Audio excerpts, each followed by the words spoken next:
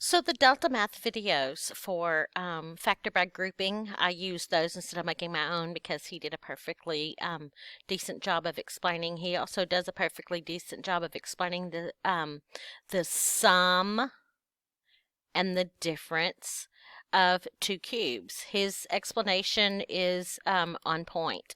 Um, Sum and difference of two cubes are also on that um, flow chart that we used earlier. It's right down here. So, whoops. So if you, on the flow chart, how many terms does it have? It just has two terms, and we'll look at that closely in just a second. Is the difference of two squares. If it's a difference of two squares, that's how you factor it.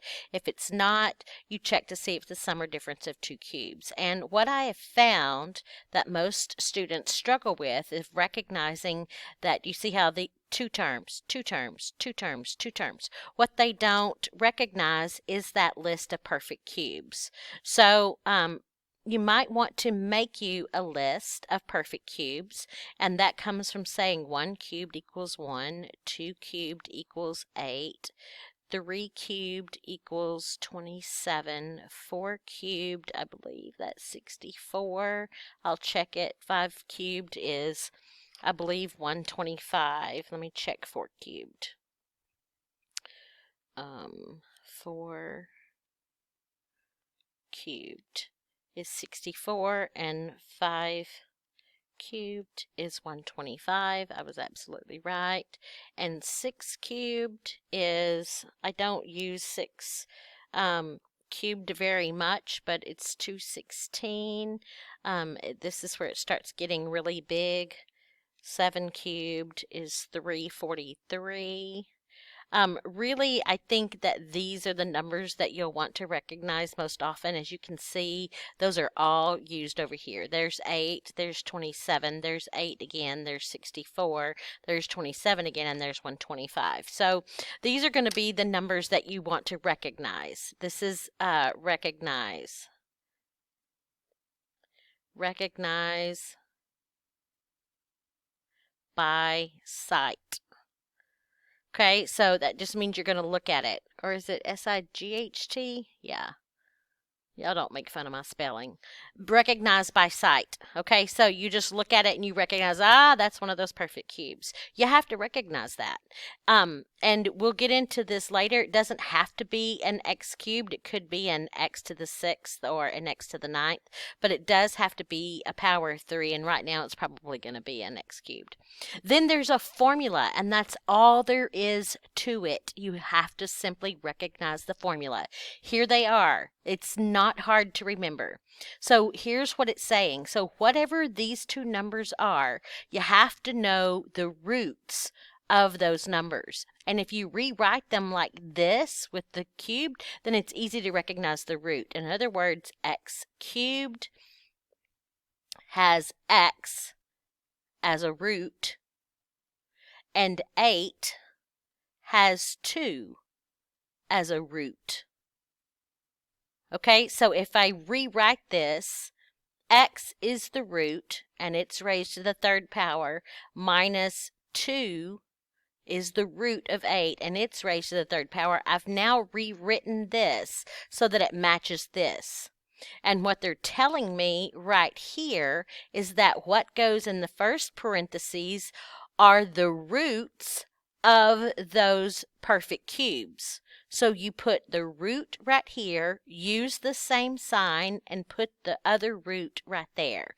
That's what that is telling you. Use the roots and keep the sign. You do the same thing over here if it was plus.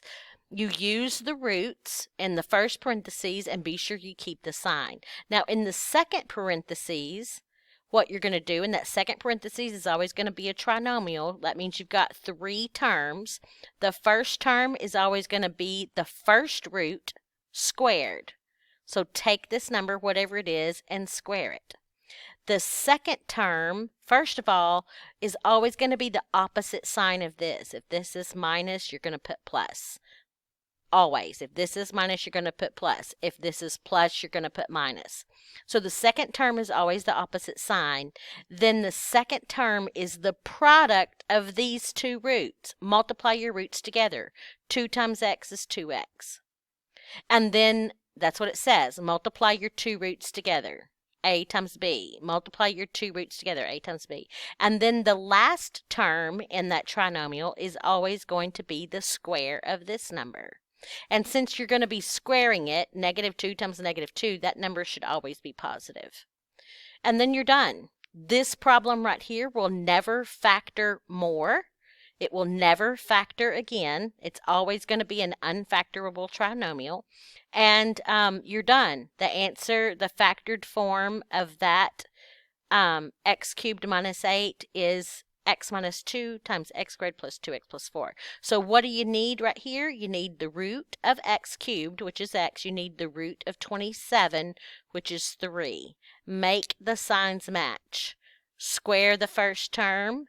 Change the sign, multiply those two together, square the last term. You're done. How easy is that? So on C, what do you need? You need the roots. 2x is the root of that one. Keep the sign. And what does this say? 4 is the root of the 64. Okay, for this first term right here, what do? We square that one. 4x squared. 2x times 2x is 4x squared. Change that sign, become a minus to a plus. Multiply those two together, 8x. And then square that one. 4 times 4 is 16. I'm done. Root of the first one, 27 is 3. Keep the sign. This sign's the same. Root of the second one. 125 has a root of 5. X cubed has a root of x. Write the roots in there. Now write the trinomial. Square the first one. Change the sign. Multiply the roots. Square the last one. That's it. That's all there is to it.